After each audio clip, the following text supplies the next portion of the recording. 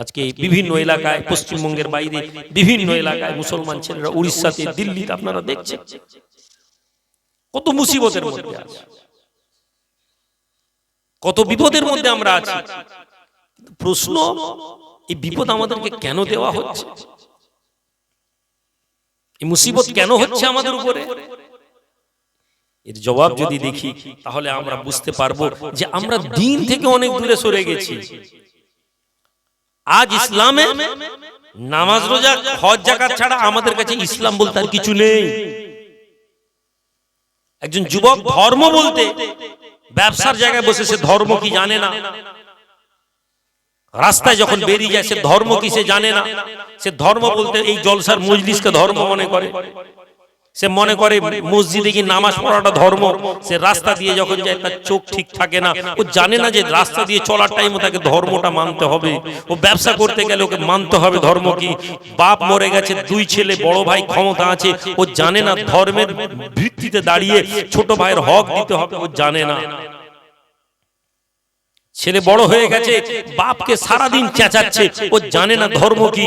ধর্ম ওর বাপের বিরুদ্ধে আওয়াজ করা নিষেধ করেছিল, ও জানে না। এমন হতভাগা ছেলেও তো দুনিয়ার জমিনে আছে যারা মা বাপের গায়ে হাত পর্যন্ত তুলে দেয়। আছে না নেই ভাই? এমন বদনসিব ছেলে আছে না নেই? হুজুর কিবলা আব্বাজান একটি বাড়িতে গেছেন তদবির করার জন্য। তদবিরে বসেছেন, খুব অসুস্থ লোক। তদবির বসে খালি বলছে, হুজুর ঘর বন্ধ করে দেন, ঘর বন্ধ করে দেন, ঘর বন্ধ করে দেন। তারপরে বসে আছে, ছেলেরা বসে আছে। হঠাৎ বললেন, আচ্ছা বাবা, তোমার বাপ, তোমার দাদা দাদি কোথায়? চুপ করে আছে, বলে হুজুর দাদা তো নেই, দাদা তো নেই, ইন্তেকাল করেছে।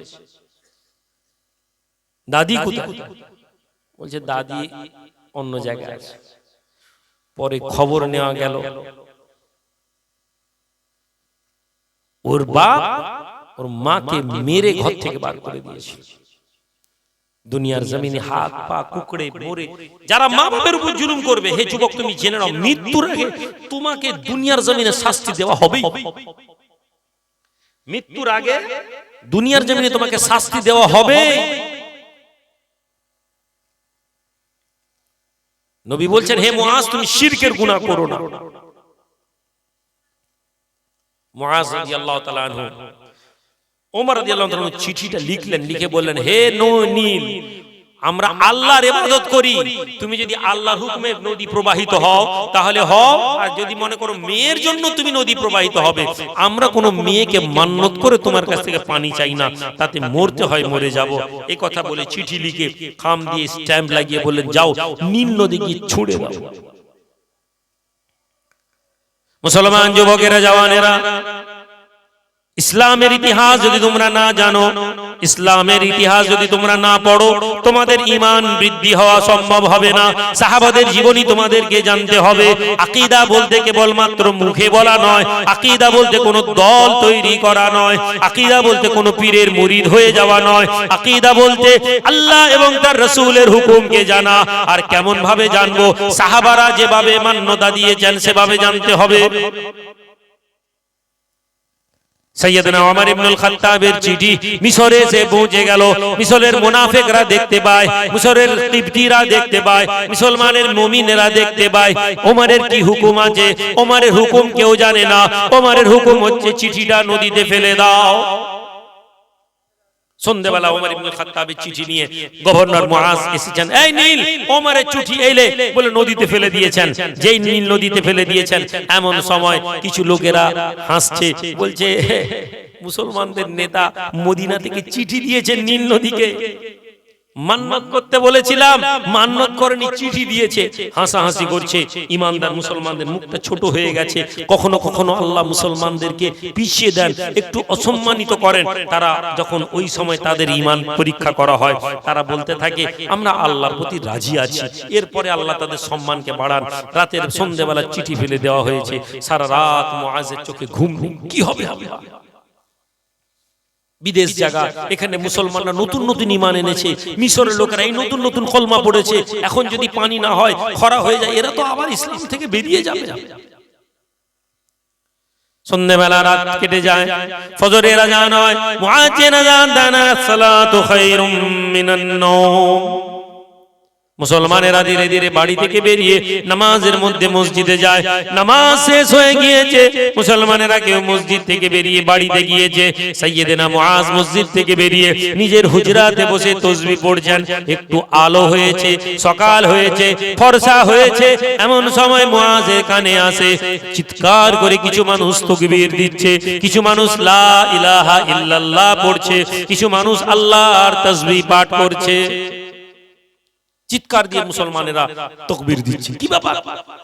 আস্তে আস্তে দরজা খুলে বেরিয়েছেন সাইয়েদনা মুআজ রাদিয়াল্লাহু তাআলা আনহু।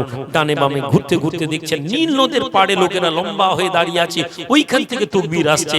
মুআজ গুটি গুটি পায়ে নীল নদের কাছে পৌঁছে দেখছেন গতকাল রাতে ওমরের চিঠি যেখানে পড়েছিল, সেই চিঠি পড়ার পর থেকে রাত থেকে সকাল পর্যন্ত এক ধাপে 8 ফুট উপর দিয়ে পানি প্রবাহিত হচ্ছে। একটু জোরে বলা যাবে না? হে মুসলমান, তোমরা যদি আল্লাহর প্রতি ঈমান আনো, আল্লাহ বলছেন তোমাদেরকে কি করা হবে? পরীক্ষা নেওয়া হবে। তোমাদেরকে পরীক্ষা নেওয়া হবে, কিন্তু তোমাদেরকে কখনো ব্যর্থ করা হবে না। কাদ আফলাহাল মুমিনিন, মুমিনরা সফল কাম। যারা আল্লাহকে মেনে নিয়েছে, যারা আল্লাহর প্রতি ঈমান এনেছে, ওরা কখনো ব্যর্থ হতে পারে না।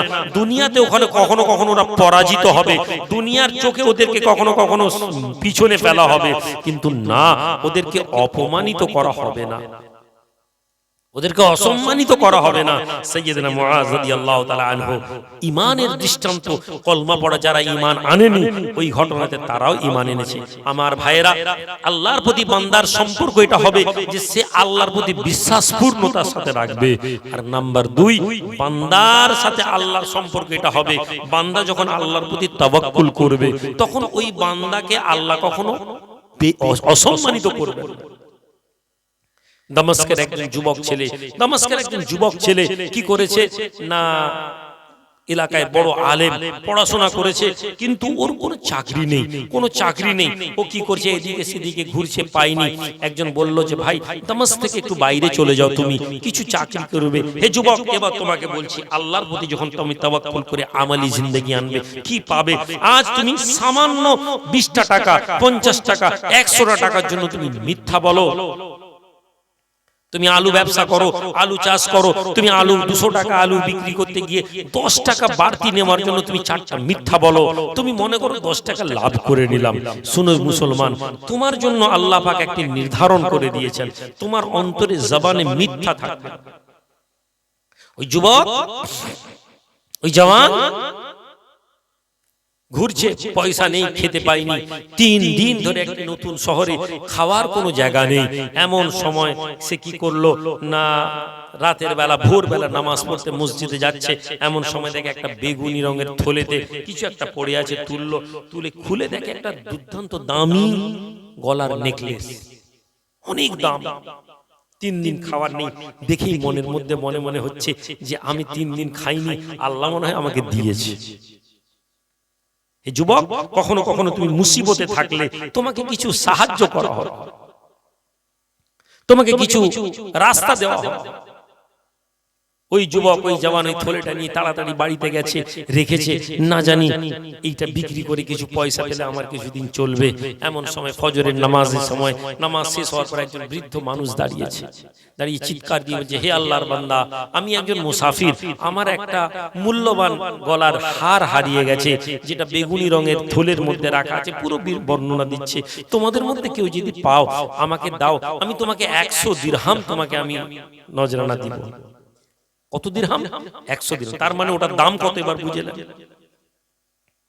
আল্লাহর বান্দা যুবক ছেলে, জওয়ান ছেলে, মনের মধ্যে এসে যায়, হায় রে আল্লাহ, এটা মনে করেছিলাম আমার হয়ে যাবে, কিন্তু এই মূল্যবান এই হারটা যদি আমি ফেরত দিয়ে দিই তাহলে আমি কি পাবো?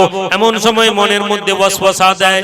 হে যুবক, শয়তান তোমার মনে ওয়াসওয়াসা দিবে, গুনাহ থেকে তোমাকে আল্লাহর রাস্তার দিকে যাওয়ার জন্য বাধা দিবে। শয়তান বলছে, কেউ দেখেনি তো, মনে হচ্ছে কেউ তো জানেনি, সুতরাং এটা নিয়েই এটা লিয়েই এই রকম কথা ভাবতে ভাবতে ভাবতে ভাবতে ওই যুবকের মনের মধ্যে এক সময় হলো যে না, ওয়ালিমান খাফা মাকামা রাব্বিহি জান্নাতান, আল্লাহ বলেছেন যাদের অন্তর আল্লাহর ভয়ে ভীত আল্লাহ তাদেরকে জান্নাত দিবেন। জোরে বলবো না? তাহলে আল্লাহর ভয় আমাদের অন্তরে আনা আমাদের জন্য বাধ্যতামূলক। আল্লাহর কোরআন বলছে ইয়া আইয়ুহাল্লাযিনা আমানুত্তাকুল্লাহ, হে ঈমানদার তোমরা আল্লাহকে ভয় করো, হাক্কা তুকাতি, যেভাবে আল্লাহকে ভয় করা দরকার। ওয়াজ শুনতে এসেছেন, অন্তরে আল্লাহর ভয় নিয়ে এসেছেন। ওয়াজ শুনতে এসেছি, অন্তরের মধ্যে আল্লাহকে পাওয়ার আকাঙ্ক্ষা নিয়ে এসেছি তো, নাকি শুধু ওই জলসা শুনলাম আর সুবহানাল্লাহ বললাম ঘর চলে গেলাম? হে যুবক, না, বুঝি আমি কিছু খাবো, বেশিক্ষণ রাত করবো না, শীতকালের রাত, নিয়ে যান। আল্লাহর বান্দা ওই যুবক ধীরে ধীরে ওই ব্যক্তির কাছে যায় আর ওই মানুষের কাছে গিয়ে বলতে লাগে, আপনার যে সোনার হারটা বলেছিলেন যে অলংকার, এই অলংকারটাকে এইটা নাকি দেখুন। বৃদ্ধ খুলে দেখে একেবারে যেমনকার হার তেমনি রাখা আছে। বড় খুশি হয়ে যায়, বলতে লাগে বাবা এই মূল্যবান জিনিসটি আমি বড় কষ্টের জিনিস বাবা, তোমাকে আমি 100 দিরহাম দিব, এটা আমার খুব দামি জিনিস, আমার খুব মূল্যবান, আল্লাহ তোমার ভালো করুক। গুনে গুনে 100 দিরহাম দিচ্ছে। আচ্ছা ভাই বলুন তো ওই 100 দিরহাম নেওয়া যাবে না যাবে না? শর্ত দিয়েছিল না, অবশ্যই নিতে পারবে। আপনি আমি হলে ঠিক আছে ভাই আমার দেন, আমার বিপদ 3 দিন খাইনি। ওই আল্লাহর বান্দা যুবক বলতে লাগে, হে আল্লাহর বান্দা, না না আমি আপনার কাছে কোনো পয়সা নেব না, কেননা আমি আল্লাহ আমাকে রাস্তায় পেয়েছিলাম, আমার কোনো পরিশ্রম করতে হয় না। যদি কোনো প্রতিদান আমাকে নিতে হয় তাহলে এই প্রতিদান আমি আল্লাহর দরবার থেকে নেব। হে ললিতগঞ্জের যুবক, হে জওয়ানেরা, নিজের জীবনে কবে তুমি এ কথা বলেছো আমি এ কাজ করছি আল্লাহ, আমি এর জন্য আপনার কাছে প্রতিদান চাই? কবে বলেছো এ কথা যে আল্লাহর কাছ থেকে এর প্রতিদান চাই? কবে বলেছো একবার বলো দেখি, কবে বলেছো? হে যুবক মনে করো যে আল্লাহ এর ইজ্জত আপনি যা দিয়েছেন এর প্রতিদান আপনার কাছ থেকে নিব না। আমরা বলতে পারিনি, আমরা কোনো কাজ করলে বলি আমার কি লাভ, কি পাবো? আমরা মুসলমান, আমরা মুসলমান। नाम तो रख दिया तुमने अब्दुर रहीम और कलाम, नाम तो रख दिया तुमने अब्दुर रहीम और कलाम, लेकिन काम तो वो कर गए जो मुनाफिक भी नहीं करता था। কবি বলছেন যে নাম তো বড় বড় রেখেছো কিন্তু কাজ এমন করো যে আল্লাহর নবী জামানায় মুনাফিকরাও এত খারাপ কাজ করেনি। আজ মুসলমান প্রত্যেকটা কাজের পিছনে আমরা বলি আমাদের কি লাভ, আল্লাহর জন্য কোনো কাজ করিনি, আল্লাহর জন্য কোনো আমল করিনি। অথচ কবি বলছেন হাল্লাকা সিররুন ইনদাল্লাহ বাইনাকা আনতা ওয়া বাইনাল্লাহ। হে আল্লাহর বান্দা, আল্লাহর বান্দা তুমি কি জানো? কবি জিজ্ঞেস করছেন হাল্লাকা সিররুন ইনদাল্লাহ, আল্লাহর দরবারে কি তোমার কোনো লুকানো কাজ আছে? বাইনাকা আনতা ওয়া বাইনাল্লাহ, আল্লাহ এবং তোমার মাঝে এমন কোন আমল কি তুমি করে রেখেছো? তুমি কি এমন কোন আমল করেছো যে আমলের কাজ তুমি মনে করো আল্লাহ আমাকে প্রতিদান দিবেন? হাল্লাকা সাদাকাতুন তুখফা লা ইয়ালামুহা ইল্লাল্লাহ, এমন কি কোন আমল আছে তোমার কাছে, এমন কি কোন কাজ আছে তোমার কাছে যে আল্লাহ ছাড়া আর কেউ জানে না? লুকায়িত কোনো কাজ তুমি করেছো? এই যুবক বলতে লাগে হে আল্লাহর বান্দা, আমি তো রাস্তায় পেয়েছিলাম আপনাকে দিয়েছি, এর বদলে 100 দিরহাম আমি আপনার নিতে পারি না, শুধুমাত্র যদি এর প্রতিদান কিছু দেন আমি আল্লাহর কাছে আশা করি। বলে যুবকটি চলে গেল। এমন সময় রাতের বেলা 3 দিন খাবার নিয়ে এক বন্ধুর বাড়িতে গিয়ে বলছে ভাই কিছু খাবার দিবে, আমি বড় মুসিবতে আছি, 3 দিন খাইনি। বন্ধু বলে হ্যাঁ খাও। তারপর বললো দেখো তুমি বাগদাদে থেকো না, এখানে অনেক আলেম ওলামা আছে, তোমার পড়াশোনা করেছো, তুমি উমুক শহরে বেরিয়ে যাও, কিছু পয়সা দিচ্ছি, জাহাজে করে চলে যাও, তুমি ওখানে গিয়ে মসজিদ টসজিদ দেখো এবং সেখানে তুমি চাকরি টাকরি করো। নৌকায় উঠে গেছে, নৌকা দিয়ে যেতে যেতে মাঝ সমুদ্রে ঝড় উঠেছে, মাঝ সমুদ্রে ঝড়, এমন ঝড় এমন ঝড় এমন ঝড় যে নৌকা এই ভাঙে সেই ভাঙে, এমন অবস্থা হয়ে গেছে যে কোনো বাহানা নেই, নৌকা ভেঙে চুরমার হয়ে গেছে, যুবক ছেলে বেহুশ হয়ে গেছে। যখন হোঁশ ফিরেছে দেখছে কিছু জেলে তাকে নিয়ে এসে একটা এলাকায় রেখেছে, উঠে দেখে কোনো এলাকায় কাউকে চেনে না, অসুস্থ, কিছুদিন তাকে সুস্থতা করলো, মসজিদে তাকে রাখলো এবং মসজিদে সুস্থ হয়ে সে দেখলো যে এখানে ভালো কেউ নামাজ পড়ানো, সে নামাজ পড়াতো। একদিন কোরআন শরীফের কিছু পাতায় লেখাগুলো এলোমেলো ছিল, তখনকার জামানায় আঙুলে কলমে লেখা হতো, সেই কলমের কোরআনের কিছু আয়াত লিখছে। গ্রামের লোক দেখে অবাক হয়ে গেছে, আরে আপনার হাতের লেখা তো বড় ভালো। যুবক ছেলে বলছে, আপনি আমাদের গ্রামে কিছুদিন থেকে যান, এখানেই আপনি ইমামতি করুন, আমাদের ছেলেকে পড়ান। যুবক দেখলো তার কেউ নেই, মা নেই, বাপ নেই, রাস্তায় বেরিয়েছিল, সফরে মঞ্জিল যেতে পারে না, পয়সাও নেই। ঠিক আছে, আল্লাহর বান্দা ওই যুবক ওই গ্রামের মসজিদে দাঁড়িয়ে আর নামাজ পড়ায়, ছাত্রদেরকে পড়ায়, ইমামতি করে আর ছেলেদেরকে কোরআন শিক্ষা দিতে থাকে। এভাবে কিছুদিন হওয়ার পরে এলাকার লোক তাকে কিছু হাদিয়া দেয়, এলাকার লোক তাকে কিছু নজরানা দেয়। এইভাবে ধীরে ধীরে ধীরে ধীরে তার কাছে কিছু পয়সা জমা হয়ে যায়। ধীরে ধীরে সময় ফিরতে থাকে, মানুষজন দেখে যে যুবক ছেলে ভালো আখলাক চরিত্র। এমন সময় বলে, ইমাম সাহেব আপনার তো আল্লাহ তো দুটি পয়সা গ্রাম থেকে আপনি পাচ্ছেন, তাহলে আপনি তো অবিবাহিত কুমার ছেলে, তাহলে আপনি একটা বিয়ে করে নিন না। যুবক বলল, দেখুন আমার তো কোনো মুরব্বি নেই, তাহলে আপনারাই আমাকে দেখুন। তখন গ্রামের লোক বলে, শুনুন আমাদের গ্রামে একটা বড় ভালো আল্লাহওয়ালা মেয়ে আছে, নেক মেয়ে আছে, আর ওই মেয়েটি কিন্তু এতিম, ওর বাপ নেই মা নেই। যুবকের মনের মধ্যে কেমন একটা হলো, এতিম মেয়েকে বিয়ে করব। প্রত্যেক ছেলে মনে করে শ্বশুর বাড়িতে একটু পয়সা থাকবে, ঘর থাকবে, শ্বশুর বাড়িতে যাব, আদর হবে, খিদমত হবে। লোকেরা বললো, দেখুন এ মেয়ের কেউ নেই, তবে এই মেয়ের বাপের একটা ছোট্ট বাড়ি আছে, এই বাড়িটা কিন্তু আপনি পেয়ে যাবেন, যেহেতু ওয়ারিসে তার কেউ নেই। যুবক বলতে লাগলো, আপনার আমার মুরব্বি, যদি ভালো মনে করেন দেন। দেখেন যুবকের চরিত্রের মধ্যে যেটা বোঝা যাচ্ছে যে আল্লাহর উপর তাওয়াক্কুল করে নিজেকে এগিয়ে নিয়ে যাচ্ছে। হে যুবক, ব্রেন যদি তুমি খাটাও, তুমি কামিয়াব হতেও পারো, ব্যর্থ হতেও পারো। তুমি আল্লাহর উপর তাওয়াক্কুল করে নিজের জীবনকে এগাও। তুমি একটা ছোট্ট কাজ করছো, তোমার এই কাজ 5 বছর 10 বছর তোমার মনে হচ্ছে যে এই কাজে কোনো সফলতা নেই, না না, তুমি যদি স্যাটিসফাইড হও, তুমি যদি সন্তুষ্ট হও, আমি সকালবেলা ঘর থেকে বেরোই, আমি মাঠে গিয়ে কোদাল দিয়ে আমি মাঠ আল কাটি, আমি ধান চাষ করি, আমি আলু চাষ করি, আমি পটল চাষ করি, আমি সন্ধ্যাবেলা ফিরে আসি, আমার বিবি আমাকে অভিযোগ করে না, আমার বিবি আমাকে বলে না যে ভাই তোমার আমাদের ঘরে খাবার নেই, আমার বিবি অভিযোগ করে না, আমার ছেলে আমাকে অভিযোগ করে না। তুমি জীবনে তোমার চেয়ে সুখী লোক নেই। তুমি সারাদিন মিথ্যা কথা বলতে হয় না তোমাকে, তুমি ব্যবসা করো, যা হয় লোক এসে তোমার মাঠ থেকে তোমার সবজি কিনে নিয়ে যায়, আলহামদুলিল্লাহ, খেয়ে পরে তোমার ঘরে কোনো অসুবিধা হয় না, খেয়ে পরে তোমার বাড়িতে কোনো সমস্যা থাকে না, খেয়ে পরে তোমার বাড়িতে কোনো অভাব থাকে না, তোমার ঘরে কোনো চিন্তা থাকে না। এমন নয় যে তোমার ধার হয়ে গেছে। পাশেই একটা ছেলে 3 তলা পাকা বাড়ি বানিয়েছে, সুন্দর, সকালবেলা গাড়িতে করে মোটরসাইকেল নিয়ে বেরোয়, সুন্দর পরিপাটি করে জামা, কিন্তু তুমি জানো কি ওর ব্যাংকে 20 লাখ টাকা দেনা আছে, 20 লাখ টাকা লোন আছে, ও রাতের বেলা ঘুমাতে গেলে 25 তারিখে ওর টেনশন শুরু হয়ে যায়, 1 তারিখে 20,000 টাকা কিস্তি দিতে হবে, ওর জীবনের কোনো মূল্য নেই। এই যুবক, তোমার এই মাটির বাড়ি, কিন্তু তোমার ঘরে সন্ধ্যাবেলা ছেলে মেয়েদেরকে নিয়ে যখন হাসছো আর কথা বলছো, তুমি জেনে নাও তুমি সুখী আছো। পশ্চিম মেদিনীপুরের যুবক, আমি তোমাদেরকে আবার বলছি, তোমরা যদি আধুনিক হতে চাও তোমরা ধ্বংস হয়ে যাবে। আধুনিক বলতে আমি কি বোঝাতে চেয়েছি? আধুনিক বলতে তোমার বাড়িতে যদি একটা এসি এসে যায়, তোমার মোটরসাইকেল যদি এসে যায়, তোমার ঘরে যদি ফ্রিজ এসে যায়, তোমার ঘরে যদি মনে হয় যে এই আলু পোস্ত ভালো নয়, ওই বাজার থেকে একটু পিজা নিয়ে আয়, তো যেদিন তুমি এই আধুনিক হবে সেদিন তোমার জীবনে অশান্তি আসবে। তুমি নবীর হাদিস অনুযায়ী তুমি দেখো, আল্লাহর নবীকে বলা হলো, ইয়া রাসূলুল্লাহ, সুখী কে? আচ্ছা, আপনারা এখানে কে কে নিজেকে সুখী মনে করেন? একটু হাত তুলেন তো, জোর করে হাত তুলবেন না, মানে নিজের জীবনের উপরে সন্তুষ্ট আছেন এমন কে কে আছেন? একটু হাত তুলেন।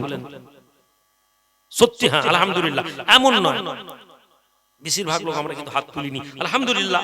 এই যে সত্যভাবে হাত তুলেননি, এটা ভালো জিনিস। আমরা কিন্তু সুখী না, কেন বলুন তো? আমার স্বপ্ন আছে আমার একটা বড় গাড়ি হতো, আমার যুবক ছেলে স্বপ্ন আছে আমার একটা 3 তলা পাকা বাড়ি হতো। তুমি সুখী না। হে যুবক, নবীজিকে প্রশ্ন করা হলো, ইয়া রাসূলুল্লাহ, সুখী কে? একজন লোক কি করে ভাববে, আমি বুঝবো কি করে আমি সুখী?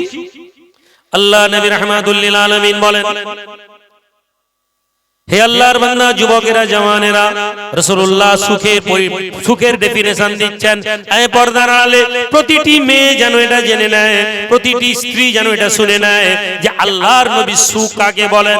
আল্লাহর নবী বলছেন ওই ব্যক্তি সুখী, ওই বিবি সুখী, ওই স্বামী সুখী, ওই ছেলে মেয়ে সুখী যে সন্ধ্যেবেলা রাতের বেলা বাড়ি আসে সন্তান সন্ততিকে নিয়ে রাতের খানাটা পেট ভরে খেতে পায়। আল্লাহর নবী বলছেন দুনিয়ায় সবচেয়ে বড় সুখী মানুষ ওই ব্যক্তি। এবার বলেন রাতের বেলা কে কে খেতে পাননি পেট ভরে? হাত তুলে দেখান যে হুজুর আমার ঘরে রাতের বেলা খাবার থাকে না। সকলেই পাই। তাহলে নবীর কথা অনুযায়ী আমরা প্রত্যেকে সুখী আলহামদুলিল্লাহ বলি, কিন্তু আমরা সুখ কোথায় নিয়ে এসেছি? আমরা ঘরে এসি লাগানোতে সুখ এনেছি, আমরা বাড়িতে ফ্রিজ বসানোতে সুখ মনে করেছি, আমরা সুখ মনে করেছি ঘরের মধ্যে মেঝে বসানো, টাইলস বসানোটাকে সুখ মনে করেছি, আমরা ছাদ দেওয়াটাকে সুখ মনে করেছি। আর এটা দিতে পারিনি বলে আমাদের মনে হচ্ছে আমরা সুখী না। আল্লাহ যদি আপনাকে তৌফিক দেয় আপনি 10 তলা বাড়ি করুন, কিন্তু যেখানে আছেন আপনি ওখান থেকে নিজেকে সন্তুষ্ট করুন যে না আলহামদুলিল্লাহ আমার বাড়িতে খাওয়ার অভাব নেই। সম্মানিত হাজিরিন, তাহলে আমরা আজকে এখানে কোথায় এসেছি? আমরা এমন মজলিসে এসে বসেছি যেখানে আমাদের জীবনকে পরিবর্তন করার আকাঙ্ক্ষা নিয়ে আমাদেরকে বসতে হবে, জীবনের আদর্শ বুঝতে হবে। যদি জীবনের আদর্শ না বুঝি আমরা সুখী হব না। তকদির ব্রেন খাটিয়ে পরিশ্রম করে আমরা কেউ বড় লোক হতে পারবো না, এই বিশ্বাসটা আনতে হবে। আল্লাহ আমাকে যে জায়গায় দিয়েছেন ওখান থেকে আমি কাজ করব আল্লাহর প্রতি সন্তুষ্ট হয়ে। তিনি মনে করলে আমাকে কালকে গাড়ি দেবেন, তিনি মনে করলে আমাকে কালকে পাকা বাড়ি দিবেন, তিনি মনে করলে আমার ব্যাংকে টাকা হবে। তিনি যদি আমাকে না দেন আমি মিথ্যার আশ্রয় নিয়ে আমি টাকা নেব না, আমি বেশি ইউরিয়া মেরে ফসল বেশি ফলাবো না, আমি বেশি কি বলে দাম বাড়ানোর জন্য আমি মালকে লুকিয়ে রাখবো না যে একটু পরে যখন দাম বাড়বে তখন বিক্রি না, আমি করব না। হে আল্লাহর বান্দা, ওই যুবক ছেলে, জওয়ান ছেলে, এলাকার মানুষেরা বলতে লাগে একজন এতিম মেয়ে আছে, ওই এতিম মেয়েকে আপনি বিয়ে করে নিন তাহলে আপনি বড় ভালো হবে। ওই যুবক বলতে লাগে আল্লাহ এতিম মেয়েতে তার বাপ নেই, তার মা নেই, আমার দুনিয়াতে কি কোনো সম্মান থাকবে? একটা এতিম মেয়েকে বিয়ে করব কি পাবো? কচি চা দেওয়াটা কি জরুরি? আচ্ছা দাও দাও দাও, ঠান্ডার টাইম দাও। হুজুর আপনি খাবেন না বলে আমাদেরকে কষ্ট দিচ্ছে, দাও দাও দাও। এই ছেলেরা, নবীর মজলিসেও একটু হাসি মজাক হতো, জোরে বলুন না সুবহানাল্লাহ, হতো নি? আমরা মনে করছি ইসলাম মানে মনে হয় খুব কঠিন বিষয়, ইসলাম মানে সব সময় মনে হয় হাতে তাসবিহ নিয়ে বসে থাকার নাম। না না, নবীজি সাহাবারা যখন নিজেদের মধ্যে হাসি মজাক করতেন, শুনলে জান ঠান্ডা হয়ে যাবে, শুনলে মজা লেগে যাবে, আনন্দ লাগবে। নবীজি বসে আছেন, সাহাবারা বসে আছেন, আল্লাহ নবী খাচ্ছেন কি খেজুর, খেজুর খাচ্ছেন, সাহাবারাও খেজুর খাচ্ছেন। খেতে খেতে খেতে খেতে একজন সাহাবী এসেছেন, চোখে জয় বাংলা হয়েছে। জয় বাংলা বলে না, চোখ উঠে যায় বাংলা আমরা বলি। কি গো শরবত খেলে না চা খেলে? এই কমিটির ছেলে, এই ছেলে, চা ঠান্ডা না গরম?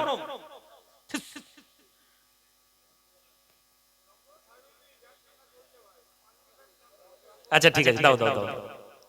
না না ঠিক আছে, চা তো পানি মতন খেয়ে ফেলে দিল, ওই জন্য চা গরম করে নিয়ে আসো, আমি তো তখন দোয়া করে দিই। দুরূদ শরীফ, আল্লাহুম্মা সাল্লি আলা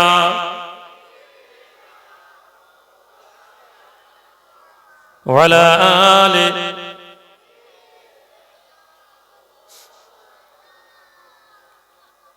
আল্লাহ নবী সাহাবারা মজা করতেন রাসূলুল্লাহ সাহাবাদের সাথে, কত সুন্দর ভাবে।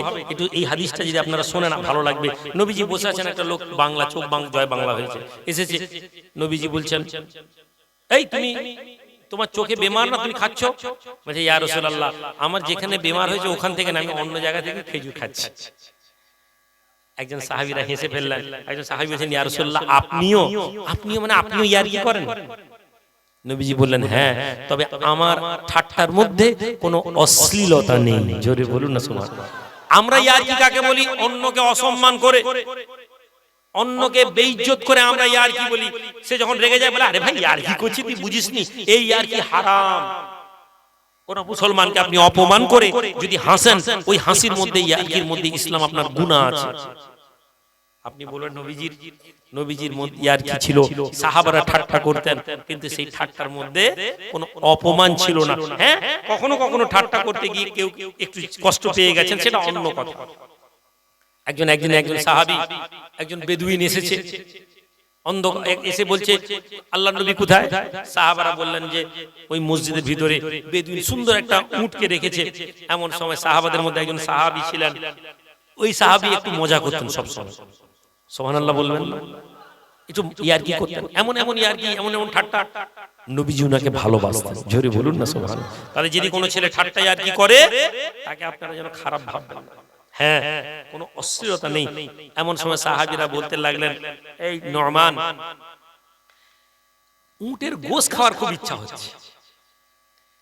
অসুবিধা কি, উট আছে, জবাই করে দাও। কার উট? মদিনার গ্রামের লোকের এসে উট জবাই করে, উট জবাই করে দিয়েছেন। উট জবাই করে দেওয়ার ফলে কি করেছেন না, উট জবাই করে দিয়েছেন, করে এবার বেদুইন বাইরে বেরিয়ে দেখে তার উট মরে পড়ে আছে। সে চিৎকার দিয়ে চিল্লাচিল্লি করেছে, দিয়ে নরমান রাদিয়াল্লাহু তাআলা আনহু হাওয়া চলে গেছেন অন্য জায়গায়। আল্লাহর নবী বেরিয়েছেন, কি ব্যাপার, আমার উটকে কে জবাই করে দিয়েছে? কি হয়েছে? আল্লাহর নবী সাহাবারা বলছেন, আসলে নোমান উটকে এ করে দিয়েছে, উট জবাই করে দিয়েছে। আল্লাহর নবী ওই বেদুইনকে ডাকলেন, শোনো, তোমার এই উটের দাম কি? বলে এই। আল্লাহর নবী তার চেয়ে বেশি দামের একটা উট দিলেন, বলেন আচ্ছা এই উটটা যদি তোমাকে দিই, সে তো খুশি। আপনি ধরেন একটা পুরনো স্কুটার ধাক্কা মেরে দিয়েছে কেউ আপনার, দিয়ে তার বদলে যদি আপনাকে একটা স্প্লেন্ডার দেয়, আপনি খুশি হবেন না হবেন না? নবীজি ওই উটের থেকে বেশি দাম আবার কিছু হাদিয়াটা দিয়ে দিলেন, খুশি তো? ইয়া রাসূলুল্লাহ, ঠিক আছে, মনে দুঃখ নেই না? আচ্ছা যাও। সাহাবাদেরকে বলে, এই নোমান কই? সাহাবারা বলেন, ইয়া রাসূলুল্লাহ, ইশারা করে আঙ্গুল দিয়ে দেখাচ্ছেন একটা খেজুর গাদা আছে, আমাদের এখানে যেমন ধানের গাদা থাকে, আরবদের তো খেজুর গাছ, খেজুর গাদার মধ্যে নোমান লুকিয়ে বসে আছে, আঙ্গুল দিয়ে দেখেছি, মুখে আওয়াজ করেনি। আল্লাহর নবীকে খেজুরের গাদা সরাচ্ছেন, নোমান বেরিয়ে এসো।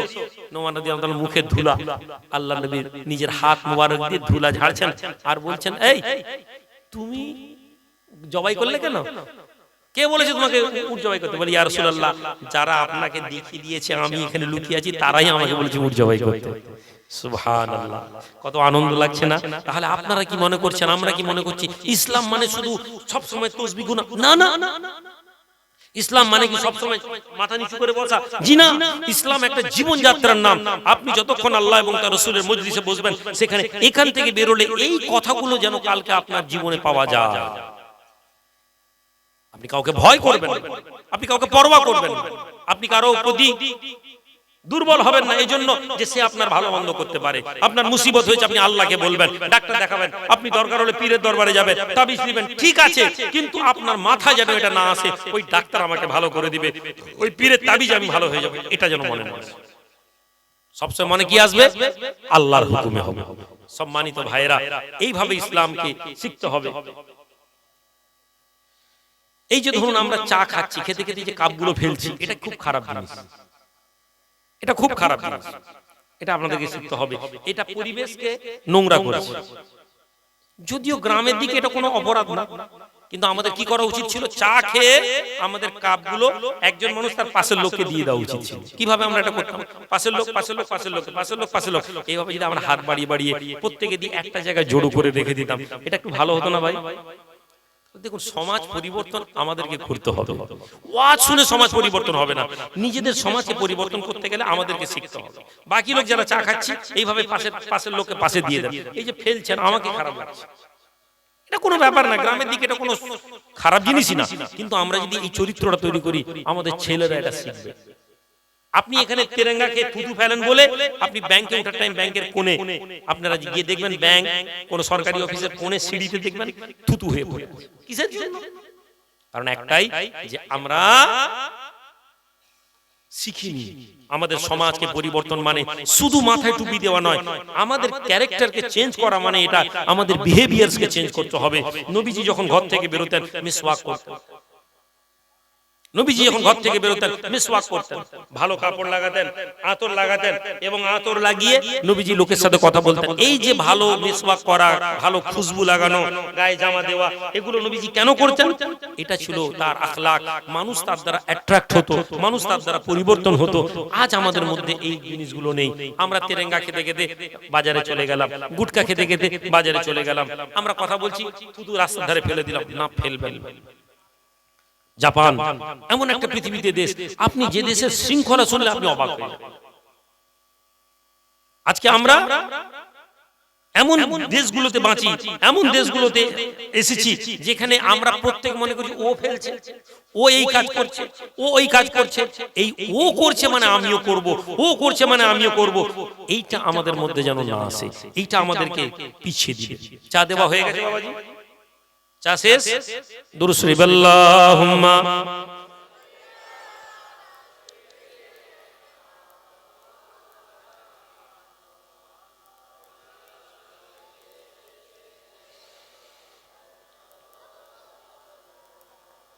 হাজিরানে মজলিস। ওই যুবকের কথা বলে আমি আলোচনার শেষের দিকে নিয়ে যাব। ওই যুবক, ওই জওয়ান ছেলে কি করলো? মনের মধ্যে হচ্ছে যে একটা ইতিম মেয়েকে বিয়ে করব, আমাকে কি আর ওই রকম সম্মান পাওয়া যাবে? তারপরে মনে হলো আমার নবী ইতিম ছিলেন, না আল্লাহ পাক খুশি হবেন ইতিমকে বিয়ে করে নি। বলল ঠিক আছে, আপনারা সিদ্ধান্ত নেন। ইতিম মেয়েকে বিয়ে দেওয়া হয়েছে, ইতিম মেয়ে বিয়ে করেছে, বিয়ে পড়ানো হয়ে গেছে, স্বামী স্ত্রীকে বসানো হয়েছে, ছেলে মেয়েকে বিবিকে দেখবে, বিবি স্বামীকে, ছেলেকে দিয়েছে, তার স্ত্রীর মুখের ঘুমটা তুলে দেওয়া হয়েছে। মেয়ে দেখতে শুনতে মাশাআল্লাহ ভালো, মেয়ের গলায় একটা মূল্যবান দামি হার আছে। যুবক ছেলেটি অবাক হয়ে ওই হারের দিকে তাকিয়ে আছে। আল্লাহর বান্দা, মহল্লার মানুষেরা ধীরে ধীরে বলতে লাগে, ইমাম, হে মাওলানা, তোমার বিবি তোমার চোখের সামনে, তুমি তোমার বিবির দিকে নজর দাও। ওই যে গলায় যে দামি সোনার হারটা আছে, দামি অলংকারটা আছে, এই অলংকারটা তুমি পাবে। তুমি দামি হারের দিকে হাঁ করে দেখো, লোক বলবে তুমি লোভী, অলংকারের দিকে দেখছো। ওই যুবক ছেলে, জওয়ান ছেলে বলতে লাগে, হে এলাকার মানুষেরা, হে আমার মুরব্বীরা, হে জওয়ান যুবকেরা, আমি আল্লাহর জন্য এই জন্য বলছি না। এই হার আমি আজ থেকে কয়েক মাস আগে বাগদাদের জমিনে, বাগদাদের রাস্তাতে আমি এই হার পেয়েছিলাম। একজন বুড়ো মানুষকে আমি এই হার দিয়েছিলাম, আর এই হারটা দিয়েছিলাম সমান হার, একই হার আমি আমার বিবির গলায় দেখছি। এই জন্য আমি অবাক হয়ে যাচ্ছি, এই হার এখানে কি করে এলো? আমি কয়েক মাস আগে এই হার আমি বাগদাদের রাস্তায় ঘুরিয়ে পেয়েছিলাম, একটা বুড়ো লোকের, আমি ওকে ফেরত দিয়েছিলাম। এই হার এখানে কি করে এলো? আমি দেখছি আর অবাক হচ্ছি। আমি লোভে পড়ে দেখিনি। যখন এই কথা বলছে তখন আশেপাশ থেকে লোক তাকবীর দিচ্ছে, আল্লাহু আকবার, সুবহানাল্লাহ, আলহামদুলিল্লাহ, আল্লাহু আকবার। যুবক বলল, কেন কি হলো? বলল, আহারে, তুমি তো ওই ছেলে। তাহলে মেয়েটার চোখ থেকে পানি বেরোচ্ছে তার বিবির। লোকেরা বলছে, জানো তুমি যে বৃদ্ধের কথা বলছো তো তোমার শ্বশুর। কি করে? বললো, ও বাগদাদে গিয়েছিল, ওর হার হারিয়ে গিয়েছিল, ফিরে এসে আমাদেরকে শোনাতো, বাগদাদে আমি একটা আল্লাহওয়ালা ছেলেকে পেয়েছিলাম, বাগদাদে আমি একটা আল্লাহওয়ালা ছেলেকে পেয়েছিলাম। এই ছেলে আল্লাহর জন্য এত মূল্যবান হার তো লাইনি, 100 দিরহাম টাকা আমি তাকে দিতে চেয়েছিলাম, ও 100 দিরহাম টাকাও লাইনি। ও বলেছিল আল্লাহর কাছে আমি এর প্রতিদান চাই। ও খালি মসজিদে বসতো আর বলতো, আল্লাহ, ওই ছেলেটা যদি আমার জামাই হতো। হে আল্লাহর বান্দা, আমরা হাসতাম, বাগদাদের একটি ছেলে এই আমাদের গ্রামে কোথায় হাজার হাজার মাইল দূরে এই এলাকায় কি করে তোমার জামাই হবে? ও খালি বলতো, আল্লাহ, ওই রকম ছেলেটাকে আমার জামাই বানিয়ে দাও। আজ যখন তুমি এই কথা বললে আমরা বুঝতে পারলাম আল্লাহ পাক দোয়াতে কত ক্ষমতা রেখেছেন। সম্মানিত হাজিরিন, এটা ইসলাম। ইহুদি, নাসারা, আমেরিকা, ইউরোপ প্ল্যান করে, কি করে?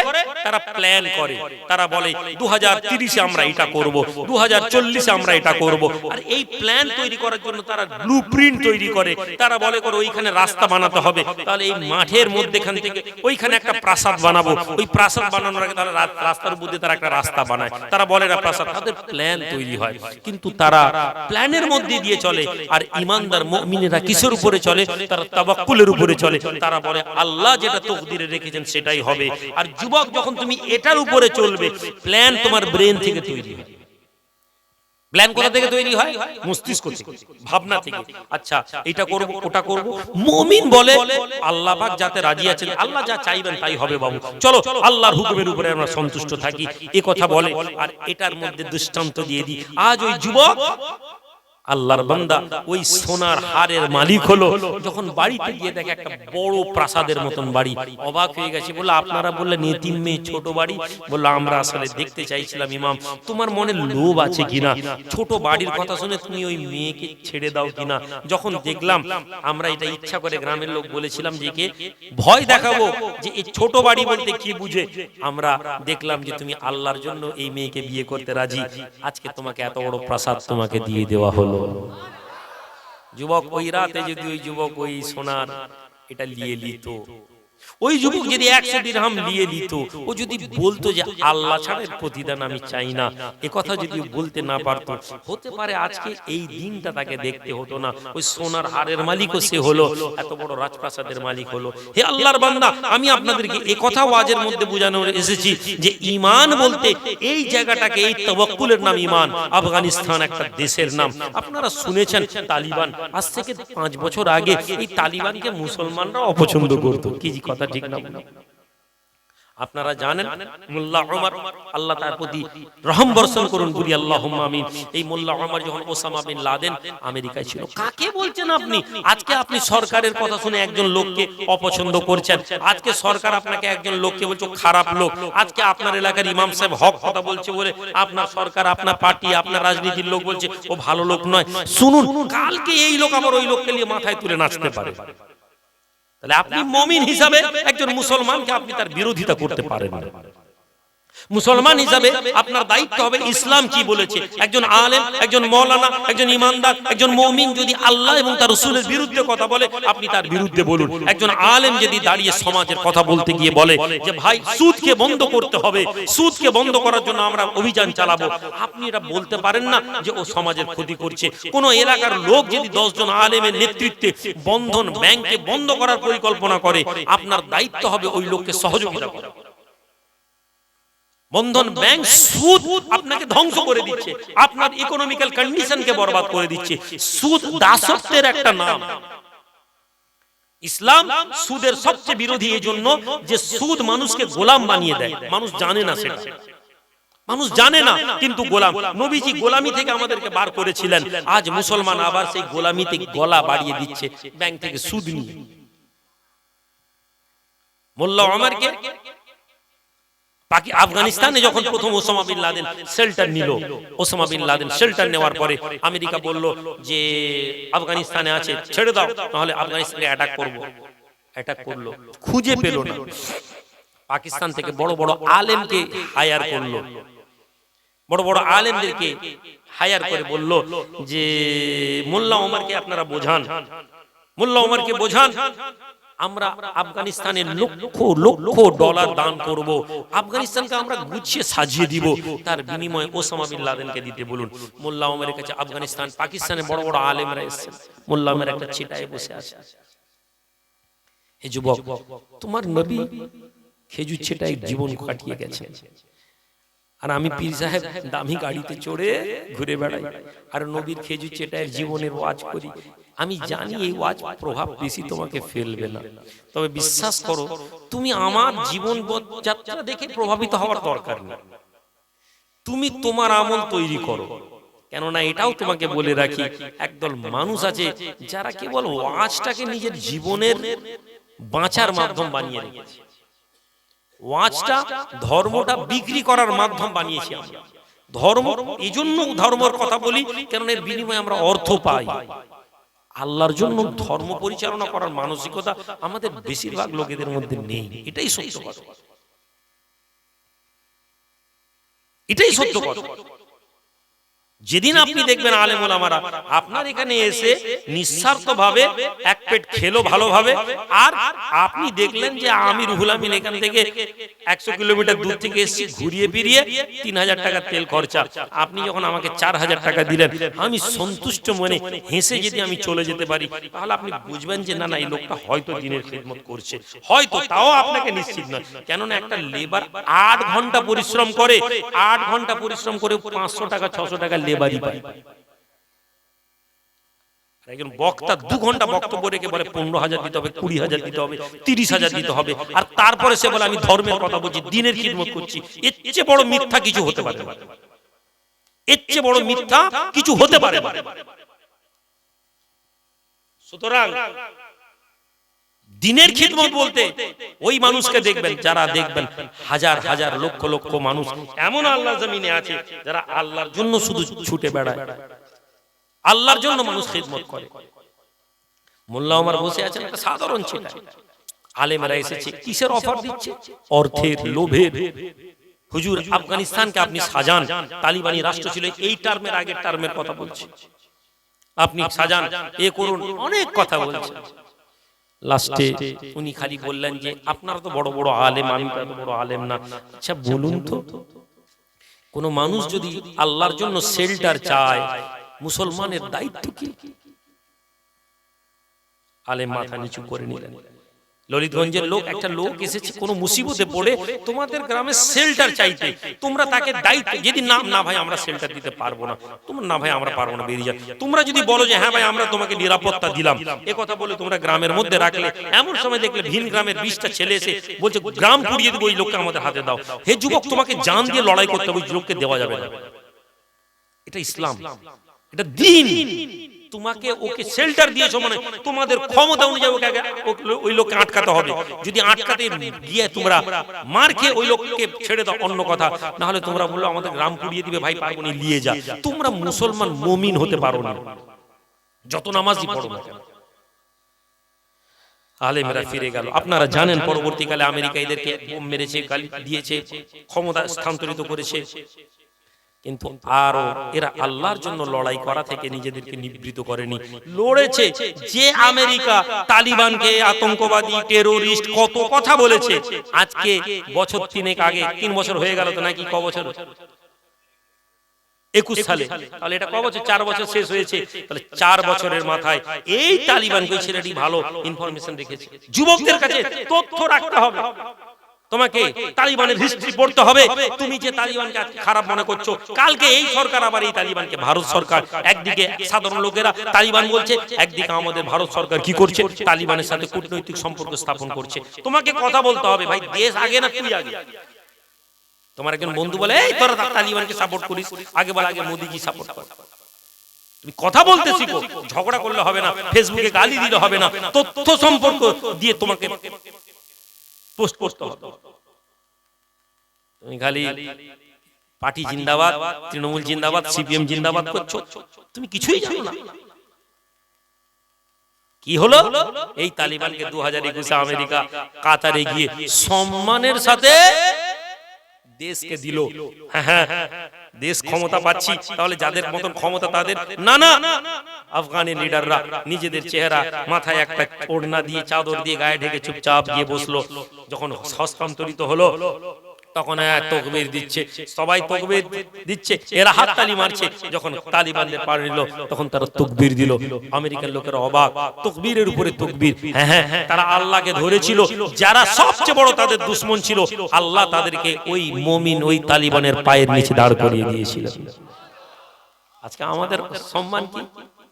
রাজনীতি করি, পার্টি করি, পলিটিক্স করি, কিন্তু আজকে আমাদের সম্মান কি? একবার নিজেরা প্রশ্ন করি। বলে হুজুর রাজনীতির কথা বলবেন না। তোমার রাজনীতির কথা বলতাম না, কিন্তু তোমার মসজিদগুলোকে কি করে দেওয়া হচ্ছে, ওয়াকফ থেকে তোমার মসজিদগুলোকে চেঞ্জ করে দেওয়া হচ্ছে। তুমি বলছো রাজনীতির কথা বলবেন না।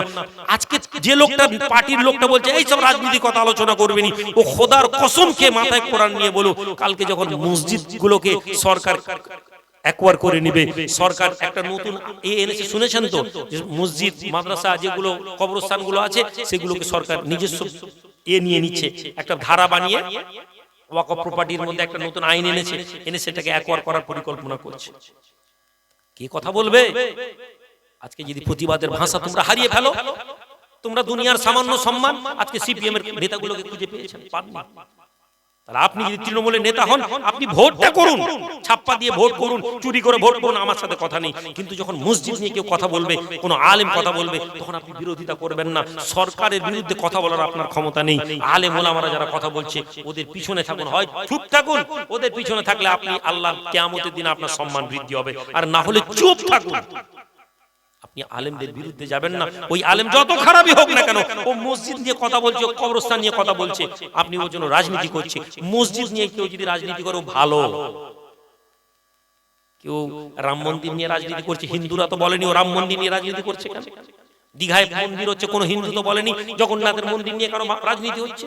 তুমি মুসলমান বলছো মসজিদ নিয়ে রাজনীতি করছে কেন? তুমি এটা বলতে পারো না? এই জাতির যুবক, তোমাদেরকে ইসলামের দিকে, দ্বীনের দিকে ফিরে আসতে হবে। আল্লাহ পাক আমাকে, আপনাকে, আমাদের সকলকে এই দ্বীনের রাস্তায় আসার তৌফিক দিন। আমরা সকলে মিলে একবার দরুদ শরীফ পড়ি। আল্লাহুম্মা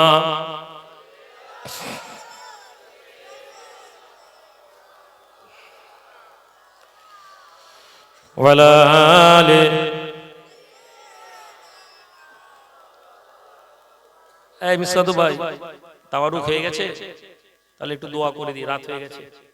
কালকে আমি ইয়ে করবো বাবাজি, তাওয়ারুক কি মজলিসেই দেওয়া হবে? হাতে হাতে দিবেন না বসে খাওয়াবেন? বসে খাওয়ানো হবে, তাহলে দোয়া করে দিই, করে দিয়ে তারপরে করে দিচ্ছি। হ্যাঁ হ্যাঁ হ্যাঁ, রেডি কর, মিনিট মাসে না 10-15 মিনিট লাগবে তো দোয়া করতে করতে। বাবাজি, শীতকালের রাত 10টা পর্যন্ত মাহফিল করে, মাহফিল ছোট করতে হবে, 10টা না 9টায় শেষ করবে। মাগরিবের নামাজের পরেই ঈশা হয়ে গেল, 7:30 8টার মধ্যে ঈশা, 8টা থেকে 9টা 9:30টার মধ্যে মজলিস শেষ করে দিবেন। শেষ করে দিয়ে যাই বাবাজি।